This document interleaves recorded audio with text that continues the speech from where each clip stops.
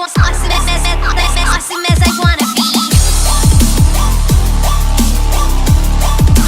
Awesome as I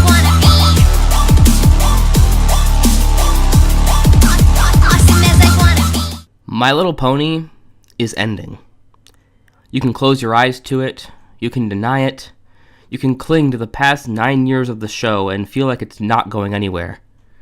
But it will one day. It's inevitable.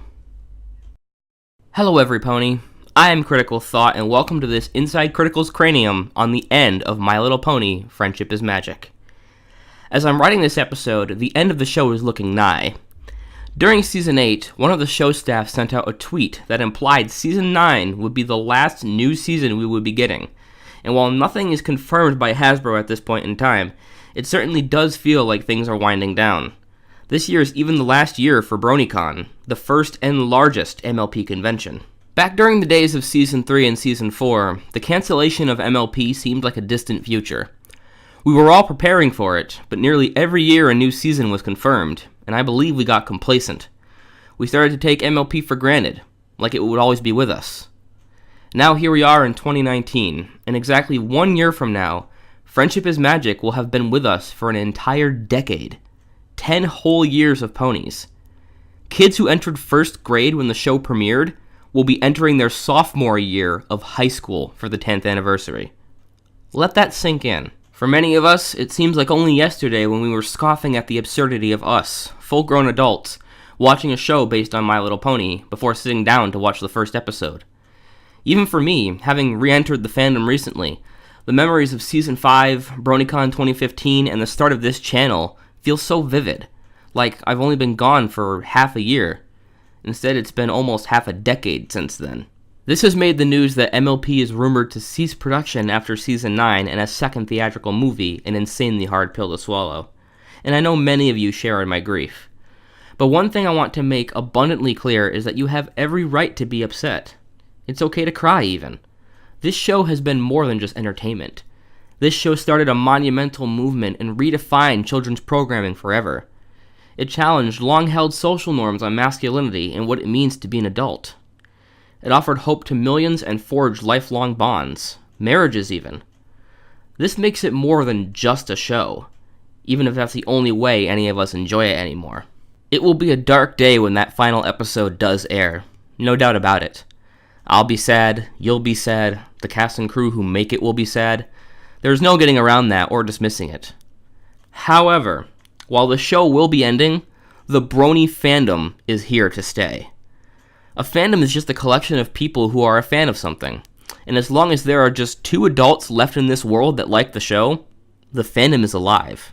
I know that seems preposterous to say, given how we've all felt like the fandom is dying for years now, but that is why I've made this ICC, to arm you with the knowledge and the mentality to take on the impending post-G4 future.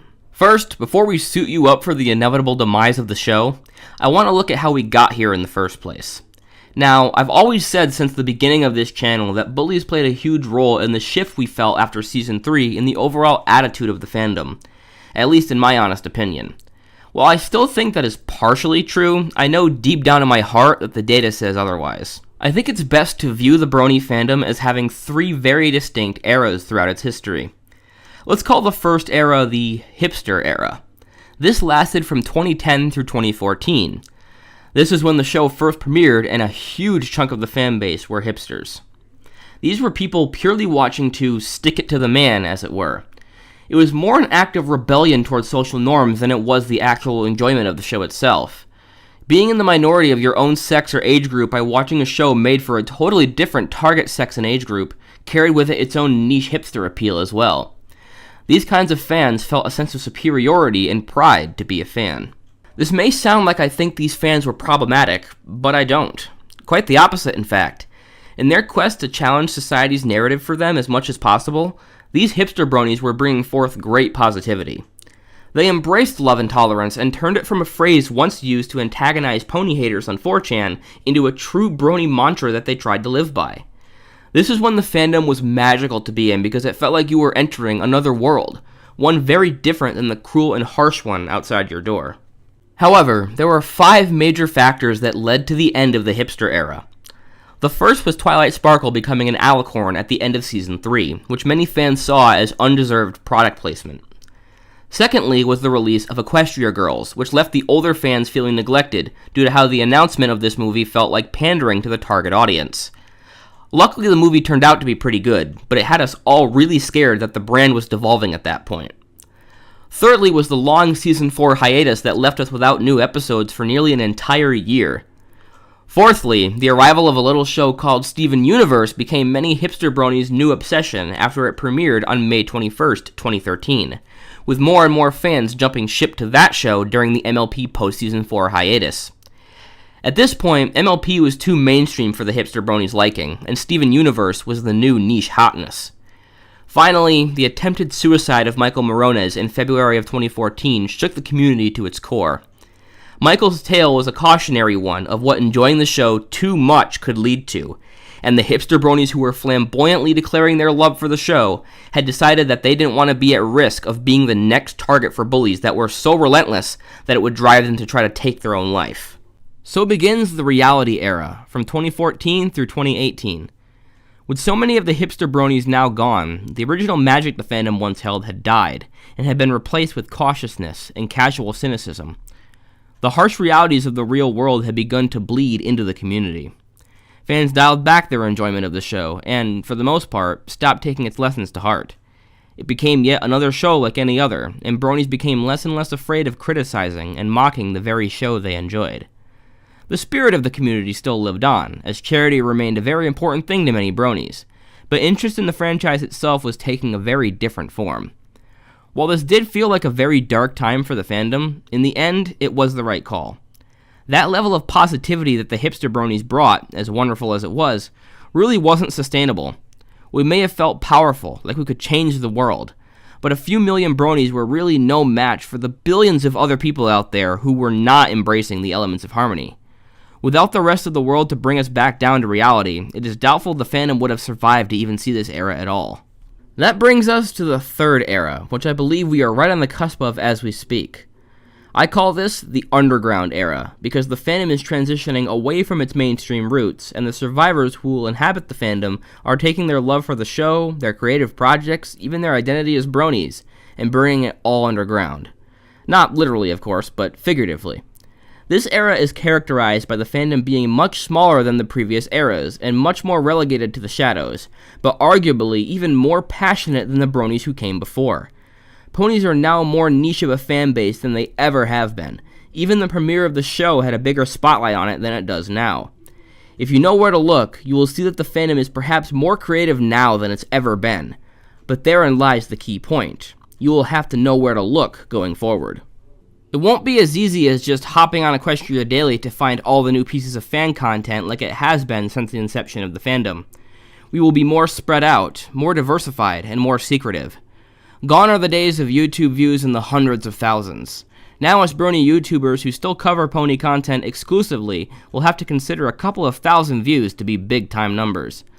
The fandom will shrink, but there will still be art. There will still be music. There will still be animations and games and fan fiction. There will still be forums for discussion, and there will still be conventions. The brony fandom isn't dying. It's evolving.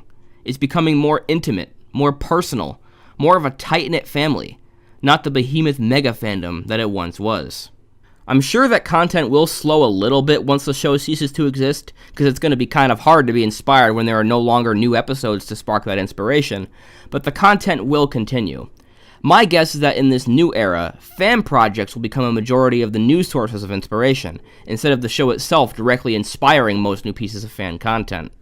So, say you're a brony who does want to be there for this third era of the fandom. Say you aren't ready to just move on from ponies, and you want to go underground to stay connected to the community and what it creates. While trying to give you guys a detailed list of everywhere to stay connected would be damn near impossible, I can provide you guys with a few places to start. For music, look no farther than Cider Party for your EDM fix.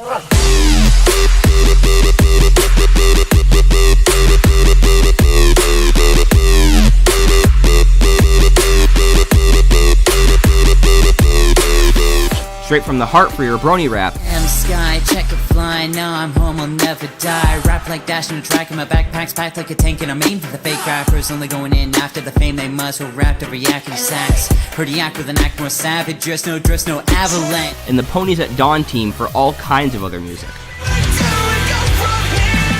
upon a time, I was in love with a boy. I've been waiting so long just to say what I really feel. We're better off without me. You want art? derpybaru.org and the MLP Friendship is Magic group on DeviantArt have got you covered. To stay connected with your fellow bronies, Ponyverse and mlpforums.com are where you should start. You can even find me there. What about conventions? Well, Everfree Northwest in Seattle is still going strong, as well as BabsCon in San Francisco. But if you need a more detailed list, Equestria Daily still has the most comprehensive one. I'll put a link in the description if you need it. If BronyCon was your usual convention, consider saving up a little bit more to go to a different con. Travel a bit, see the world. But that's really all I have for you at this time.